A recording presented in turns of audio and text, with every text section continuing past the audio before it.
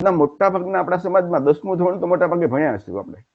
આવો અભણ હોય તો પણ એમને સમજાય છે, પણ 10મું ધોરણ ભણેલા હોય ને એમને પણ એટલું તો ભણવામાં એવું છે કે ભાઈ 4,04,50,53 કે 54 અબજ વર્ષ પહેલા કેવી રીતે પૃથ્વી બની અને આજની પૃથ્વી એમાંથી ધીમે ધીમે કેવી રીતે બની, એનો એક વૈજ્ઞાનિક પુરાવા આધાર મળે છે. તો આપણે જેટલા ભણેલા છીએ એ બધાને તો એ ખબર છે કે સૂર્યમંડળનો કેવી રીતે ધગધગતા ગોળામાંથી પૃથ્વી કેવી રીતે બની, અને એ આજની તારીખે પણ આપણે જોઈએ છીએ કે પૃથ્વીના પેટાળમાં ધગધગતો લાવા જ ભર્યો છે. 10 કિલોમીટરથી વધારે અંદર આપણે ક્યાંય જઈ શકતા નથી. તો ભણેલા છીએ તો આ વસ્તુ આપણે ભણ્યા છીએ, વિજ્ઞાન છે એના આધાર પુરાવા મળે છે.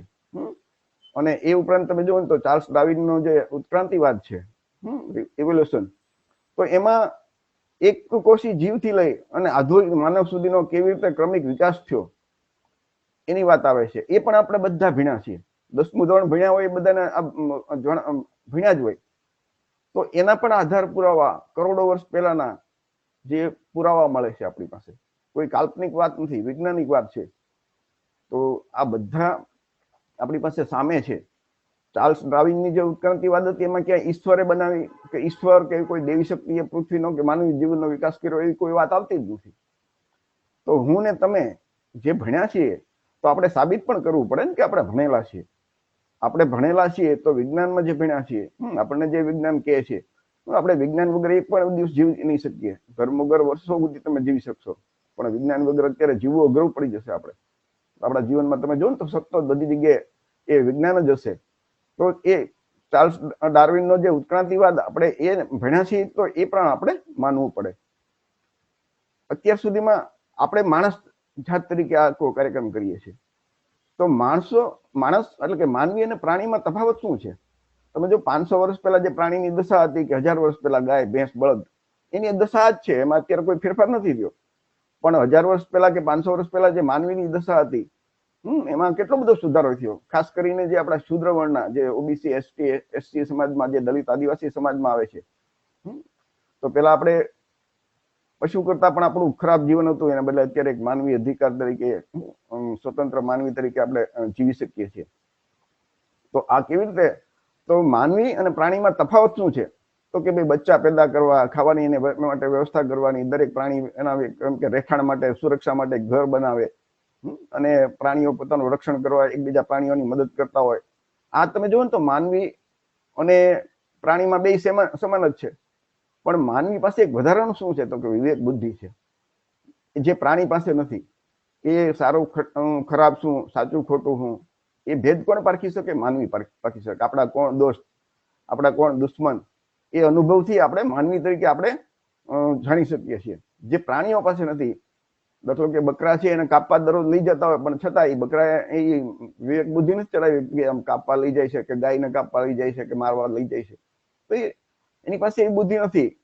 તો આપણામાં જે વિવેક બુદ્ધિ છે, તો આપણી જવાબદારી છે કે દરેક વસ્તુમાં આપણે આપણી વિવેક બુદ્ધિનો ઉપયોગ કરીએ, જાણીએ, અને શું આપણા ભલા માટે છે, શું આપણા વિરુદ્ધનું છે, એ જાણશું તો આપણને ખબર પડશે ને કે ક્યાં આપણને કોણે બરબાદ કર્યા, કોણ આપણું દુશ્મન છે, કોણ આપણું ભલું ઈચ્છે છે, કોણ આપણું ખરાબ ઈચ્છે છે.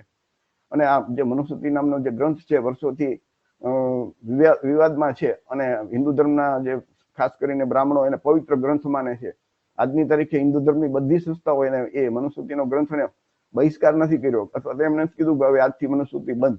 એ આજની તારીખે મનુસ્મૃતિને માને છે. તો હિન્દુ ધર્મના સર્વોચ્ચ વડા શંકરાચાર્ય પણ આજની તારીખે મનુસ્મૃતિને માને છે. તો આપણે, મારે ને તમારે એ મનુસ્મૃતિ વિશે જાણવું ખૂબ જરૂરી છે. અને શા માટે ડોક્ટર બાબા સાહેબ આંબેડકરે મનુસ્મૃતિને 25 ડિસેમ્બર 1927 ના રોજ એને જણાવી, એ પણ આપણે જાણવું જરૂરી છે. તો આપણી સાથે છાયાબેન મકવાણા જોડાણા છે, આપણા બહુજન સમાજની દીકરી. એ આપણા બેન છે છાયાબેન, એ પણ આપણી સાથે જોડાણા છે. એ મનુસ્મૃતિના જે શ્લોક છે ને એમનું વાંચન કરશે. તો છાયાબેન, હું તમને વિનંતી કરું કે મનુસ્મૃતિનો અધ્યાય 1 નો જે 12 નંબરના શ્લોકથી આપણે જે શરૂ કર્યું છે, વિનેલા શ્લોક, એ તમે વાંચો.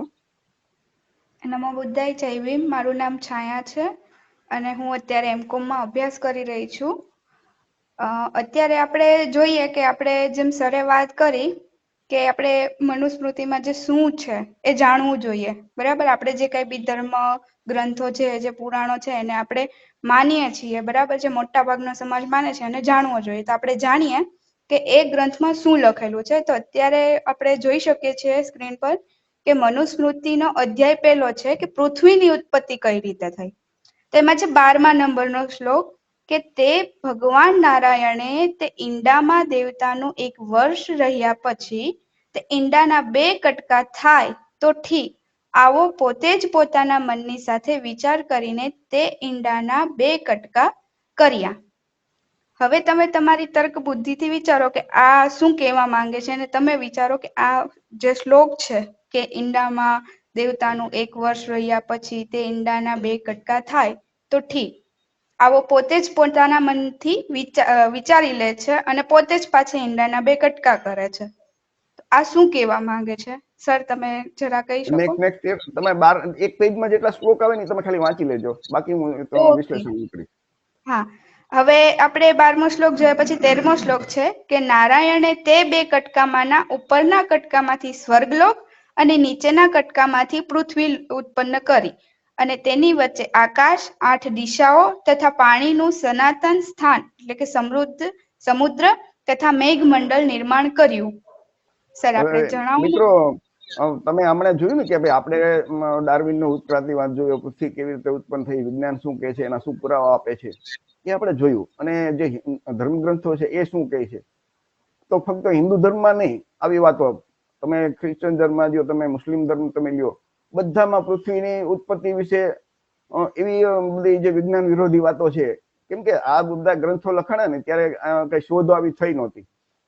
તો એ વખતના જે લેખકો હતા એમને જે મનમાં આવ્યું એ લખી નાખ્યું. તો એ આજની તારીખે એમ ચાલે છે.